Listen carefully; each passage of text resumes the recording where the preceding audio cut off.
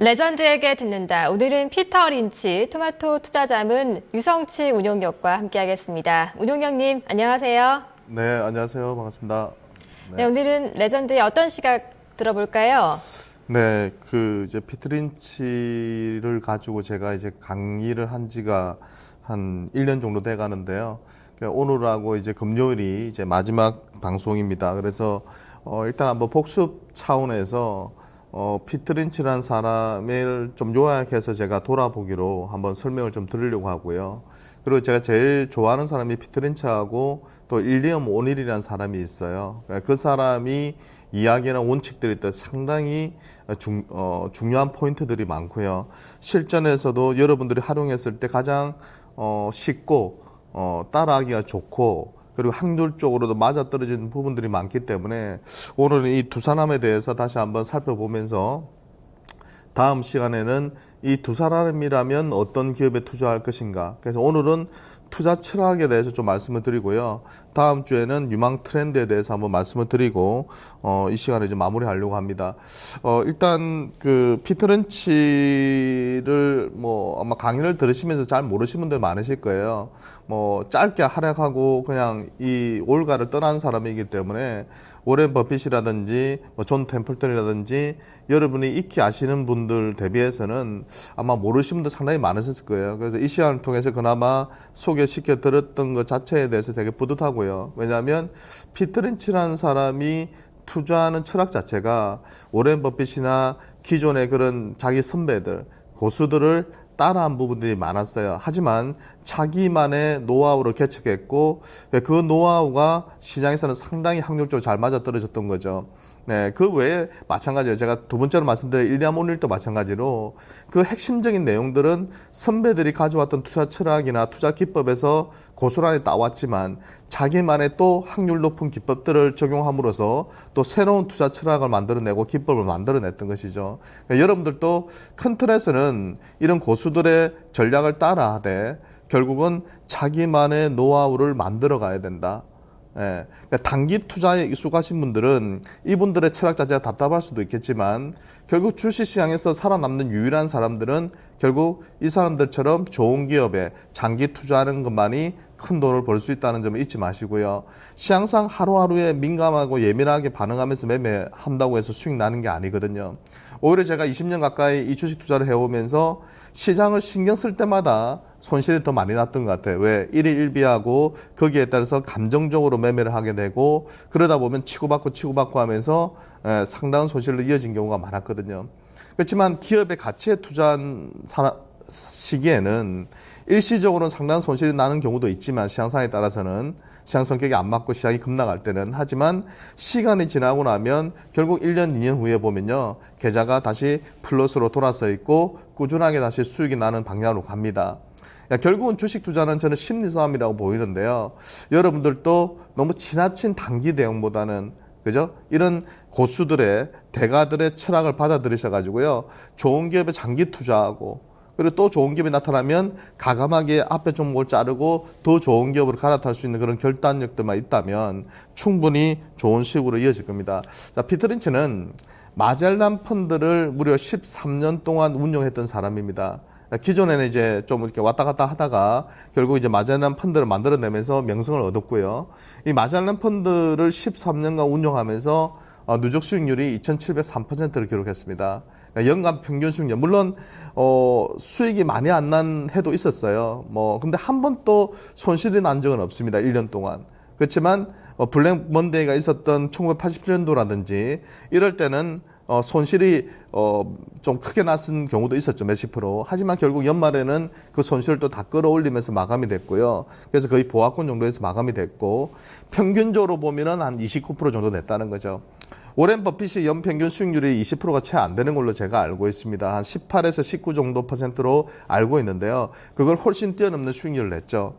오렌 버핏은 최근에는 손실 낸 해도 있어요. 사람이기 때문에 항상 수익을 낼 수 없고요. 저는 피터 린치도 마찬가지로 계속 투자를 했다면 분명히 손실 나는 해는 있었을 거라고 봅니다.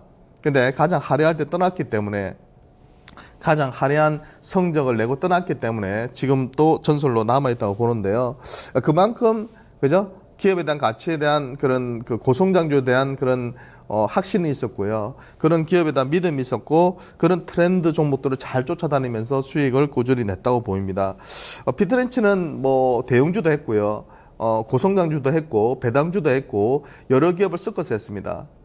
가장 좀 조심하라고 했던 업종이 뭐냐면 경기 순환 업종. 경기가 좋을 때는 한 5배, 10배 올랐다가 경기가 안 좋을 때는 뭐 또 5분의 1토막 10분의 1토막 나는 뭐 우리나라로 친다면 뭐 조선이라든지 그죠 철강이라든지 뭐 이런 대표적인 산업재 업종에 대해서는 좀 조심하라 했고요. 오렌 버핏 같은 경우도 잘 보시면 아시겠지만 투자하는 기업도 어때요? 그죠? 투자하는 기업들 보면 월마트 또는 뭐 신문사 또는 또 코카콜라 그죠? 사람들이 필수적으로 쓸 수밖에 없는 경기는 왔다 갔다 할 수밖에 없으니까 그걸 내가 맞출 수는 없다는 것을 인정하고 결국 사람들이 경기가 좋든 나쁘든 간에 사용할 수밖에 없는 그런 기업의 그저 제품 그 기업을 사자 그런 기업에 투자해서 결국 장기적으로는 크게 수익을 냈던 거죠. 우리나라도 마찬가지입니다. 최근에 강하게 움직이는 쪽을 보면요. 필수 소비재 LG생활건강 같은 기업들도 보시면 상당 급반등이 이루어지고 급상승이 이루어지고 있잖아요. 그런 것처럼 필수 소비재 쪽이나 고령화가 되니까 또 제약 바이오 같은 헬스케어 업종이 또 움직이게 되고 시대적인 트렌드상을 잘 반영한 기업들이 급등을 하는 거죠. 1인 가구가 늘어나고 독거 노인이 늘어나니까 편의점 관련주들이 폭등을 하고 이것은 어쩔 수가 없고요. 50년이 지나도 아마 100년이 지나도 똑같을 겁니다.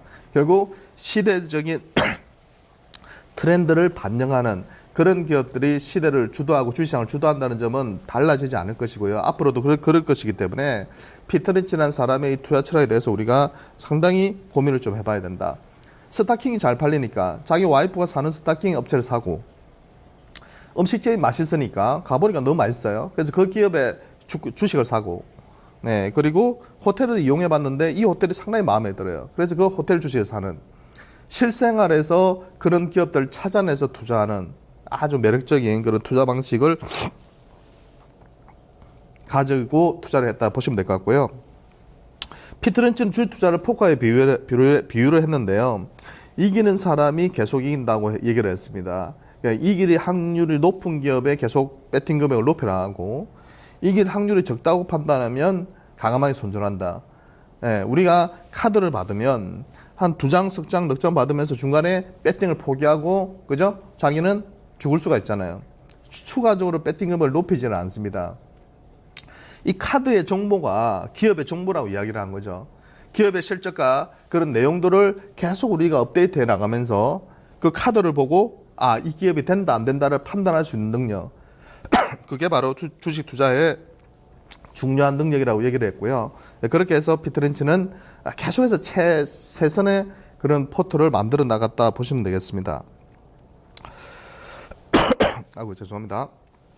가장 이제 제가 강조드리고 싶은 것은 뭐냐면 피트렌치 강의를 이제 해오면서 가장 중요한 부분이 이제 이 포인트라고 제가 생각을 하는데요. 피트렌치가 이제 은퇴를 하면서 이런 발언을 했어요. 2,703% 수익을 냈다. 누적으로. 그런데 마샬린 펀드에 가입한 고객 중에서 절반 이상이 손실이 났다고 했습니다. 그러면서 안타깝다고 이야기를 했는데요. 그 말이 뭐냐. 1년도 안 돼서 가입과 환매를 반복하는 그런 투자 풍토, 단기 투자 풍토를 비판을 했던 것이죠. 우리도 마찬가지거든요. 우리도 너무 단기적인 성과에 집착하다 보니까 무리하게 되고, 그죠? 손실이 계속 크게 나고 이런 게 반복이 되는데요. 조금만 우리가 1년 이상, 한 2년, 3년 보고 어떤 기업을 발굴해서 투자해 나간다면 결국은 2배, 3배 이상의 수익을 낼 수 있거든요. 2, 3배 오르고 5배 오를 기업을 우리는 10%, 20% 먹고 팔고요. 수익 내고 팔고요. 또 다시 또 움직이는 종목만 찾아다니다 보니까 거기서 1년에 한 4, 5번 잘하다가도 한두 번 실패해버리면 손실이 나는 그런 구조로 가거든요. 그리고 너무 그 평가, 펀드에 대한 평가를 너무 짧게 하는 경향이 많죠. 사람들은 주식이 게임처럼 하거든요. 그래서 한 달 안에, 6개월 안에 수익이 안 나면 그 펀드 매니저는 못한다. 이렇게 판단해버리거든요. 그렇게 하면 안 돼요. 그러니까 조금 더 길게 보시고 가면 좋은 기업들은 결국은 빚을 발하게 되고요. 그죠? 100% 항상 잘할 수는 없겠지만 거기서 또 포트 조절을 해 나가면서 우리가 또 한 번 추가적인 수익을 낼 수 있는 기회를 잡을 수 있거든요. 그러니까 못했을 때 어떻게 내가 방어를 하고 잘 될 때 어떻게 초과 수익을 극대화하느냐. 거기에서 게임이 승부가 난다. 그러니까 주식 투자는 단기적인 성과만 보고 한다면 아마도 이 피터 린치를 요구하는 사람들이 상당히 많겠죠. 왜? 절반 이상이 손실이 났으니까. 마젤란 펀드에 가입한 절반 이상의 고객들은 피터 린치는 실력이 없다고 욕하고 떠났을 거란 말이에요. 그 나머지 40몇 프로는 피터 린치는 자기에게 있어서 최고의 펀드 매니저였겠죠. 그러니까 피터 린치가 안타까워하면서 떠난 거죠. 네, 이 투자의 전설이 떠나면서 어떻게 내 고객의 절반 이상이 내가 13년 동안 2,700%의 수익을 냈는데 거기서 절반 이상이 손실을 보고 나갔냐. 예, 쉽게 말하면 수익 많이 날 때 막 들어왔다가 조금만 손실 나면 에이 아니나 하면서 다 떠나버렸던 거죠. 네, 그래서는 안 되고 그런 구간까지도 같이 했을 때 피터 린치의 성과를 같이 나눌 수가 있지 않았을까 생각이 듭니다. 일단 오늘 부분은요. 제가 좋아하는 분이고 이 사람의 철학을 실전에 적용하기가 제일 편해요. 오렌 버핏이나 그다음에 피터 린치 정말 훌륭하신 분이긴 한데 이걸 실전으로 적용하기에는 뭔가 구체적인 그런 수치들이나 이런 것들이 시대가 계속 변하다 보니까 좀 어렵습니다. 미국의 그 고성장 시대하고 지금 우리나라의 시대하고는 또 상황이 다르거든요. 오히려 우리는 지금 일본을 닮아가고 있는 상태거든요. 저도 요새 공부를 많이 하고 있는 쪽이 이제 일본 쪽인데요. 일본 쪽에서 최근 한 15년, 20년 동안 가장 많이 오른 업종군들, 그런 리포트들이 최근에 상당히 많이 나옵니다. 그런 쪽하고 우리나라 지금 움직이는 기업들하고 비슷하게 가거든요. 그래서 그런 쪽으로 공부를 하고 있는데 일대한 모닐 같은 경우에 그런 원칙들을 제가 몇 개를 말씀을 드리면 상당히 여러분들한테 도움이 되실 거예요. 종목 선정함에 있어서 같이 한번 적용을 해보시면 좋을 것 같은데요. 캔 슬림 원칙이라고 해서요. CAN 그다음에 SLIM 해가지고요. 앞에 철자를 하나씩 따가지고 원칙 7가지를 제시를 합니다. 주식 투자의 비결은 언제나 옳은 판단을 하는 것이 아니라 판단이 옳았을 때 큰 이익을 올리는 것이다. 실패할 수도 있다. 하지만 자기 선택이 맞았을 때 거기서 강력한 수익을 낼 수 있어야 된다.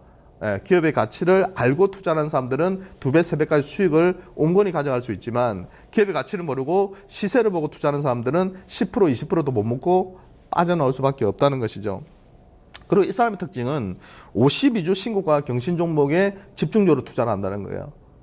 대다수 투자자가 주가가 너무 높으면 위험하다고 생각하겠지만 결국은 주가가 낮고 싸게 보는 종목이 더 떨어지고요. 오른 종목은 계속 간다. 최근에 바이오나 제약이나 그저 LG생활건강을 비롯한 필수 소비재 업종군들을 보면 계속 조금 쉬었다 또 가고 가죠. 타이밍 잡기가 정말 쉽지가 않거든요. 그럴 때는 장기적인 기업의 가치를 보고 투자할 수 있는 눈썰미가 필요하다는 겁니다. 자, 7가지를 짧게 말씀을 좀 드리고 끝내도록 할게요. C가 뭐냐면 이제 커런트 어닝스라고 해서 현재 주당 분기 순이익을 말하는 거예요. 그러니까 최소한 연간 18% 이상은 주당 분기 순이익이 늘어나야 된다. 분기 매출 증가율도 높아지고 있거나 25% 이상 늘어나야 된다. 그러니까 분기나 연간으로 봤을 때요. 회사 자체가 순이익이 계속 늘어나는 회사들. 근데 제 개인적으로 이거는 약간 좀 다른 게 연간 순이익이 더 중요한 것 같아요. 왜? 분기에 어떻게 계속 좋아질 수가 있어요. 계절적인 요인도 있는데. 그렇기 때문에 저 앞에 있는 C 부분은요. 조금 생각을 하셔야 될 게 연간으로 보시는 것이 낫다. 그죠? 계절적인 요인이 있기 때문에 매분기 저렇게 성장이 쉽지가 않다. 그럼에도 불구하고 성장한다면 엄청난 회사라고 볼 수 있는 것이죠. 최근 3년간 놀라운 성장률을 기록하는 회사들, 자기 자본 이익률이 17% 이상은 돼야 된다. 이건 오렌 버핏하고 비슷하죠. 오렌 버핏의 그런 기법들을 가지고 왔다 보시면 될 것 같고요. 연간 순이익 증가율이 그죠? 이런 식으로 17% 이상은 돼야 된다. 그리고 N, 뉴입니다. 뉴. 신제품. 제가 가장 핵심적으로 보는 부분이 이 부분인데요. 신제품이나 새로운 서비스를 만들어내는 회사. 그죠? 경연 혁신을 이룬 회사. 해당 업종의 변화 물결을 선도하는 회사. 한미약품을 보세요. 그죠? 엄청난 시세 분출을 하죠. 연구개발비를 매출액의 20% 이상 투자한 회사는 아마도 제약회사 중에서 없을 겁니다. 아마 굴지의 메이저 해외 업체들 중에서도 쉽지가 않은 예입니다. 근데도 실패를 두려워하지 않고 10년 동안 계속 투자를 해왔다는 거예요. 몇 조 원의 돈을. 대단한 그런 성과를 냈고요. 이런 회사들이 신제품을 개발하고 혁신을 하고 신고가 행진이 이어지는 것이죠. 그러니까 신고가 내는 종목들은 절대 우습게 보면 안 돼요. 어디까지 갈지를 모릅니다. 자, 수요와 공급, 그 서플라이 앤 디맨드라고요. 유통 주식주가 적은 종목이 향후 큰 시세를 주도한다. 물론 조그만 기업들, 그래 유통 주식 적은 기업들이 2배, 3배 가기 쉽다는 거죠. 대형주 삼성전자보다는. 네, 근데 이거는 뭐 약간 그 포트 운용 차원에서 보면 약간 섞어서 하는 것이 맞다고 보입니다. 너무 적은 기업들은 좀 고생을 시키는 경우가 있거든요. 그리고 주도주와 소외주, 그래서 리드올 뭐 레가드 이렇게 해가지고 시장 주도주를 사고 소외주를 피해라. 그 분야의 최고의 주식을 사라. 예, 그러니까 반도체 업종을 사든 어떤 업종을 사든 간에 그 분야에서 최고의 기업을 사라. 그리고 시장을 주도할 수 있는 기업을 사라. 이렇게 볼 수 있습니다. 근데 요새 장은 너무 이 주도주가 빨리빨리 바뀌죠. 네, 그렇기 때문에 상당히 따라가기 힘들지만 한 1년 정도 보시고 투자를 할 때는 역시 실적이 좋아지고 수급이 살아있는 기업 위주로 투자를 하는 게 좋습니다. 그리고 가장 중요한 게 또 기간 투자자죠. 우리나라 기업들도요, 단기적으로 시세를 내려면요, 기간 투자자들은 매수가 필요합니다. 그렇기 때문에 기관들이 집중적으로 매수하는 기업들이 단기적인 성과도 좋다, 이렇게 보면 될 것 같고요. 그리고 시장도 중요하다, 이렇게 얘기를 했거든요. 그래서 시장을 보고 그 거래량이나 주요 지수의 흐름을 파악하고 주도주의 움직임을 통해서 시장에서 어떤 기업을 선택할 것인지를 한번 고민해 보라는 뜻입니다. 그래서 이렇게 해서 한 7가지 정도를 제시를 했는데요.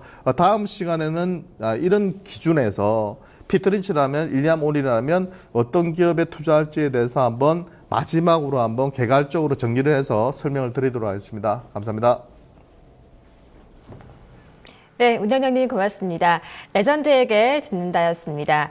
양시장 현재 큰 변동성은 없는데요. 코스닥은 계속해서 좀 오락가락하는 모습이고요. 코스피가 고점을 좀 내어주고 있습니다. 2010선 늘리면서 현재 2007포인트 기록하고 있네요. 오후장 전략도 잘 세우시기 바랍니다. 마켓 이장 오늘 여기까지입니다. 내일 뵙겠습니다. 고맙습니다.